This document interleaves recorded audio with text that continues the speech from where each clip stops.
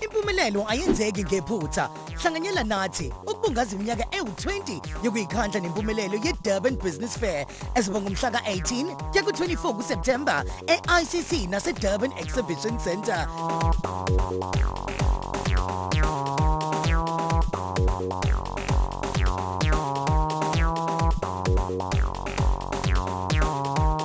Yiba ingxenye yalendumezulu uzibonele imikhiqizo enhlobonhlobo uphinde uhlomule ngolwazi kwezinhlelo ezahlukene esingabala kuzo umbukiso wamabhizinisi, business conferences, empowerment seminars, wazi ngokusha kwezemfashini nobuhle kanye nokuqondene nentsha.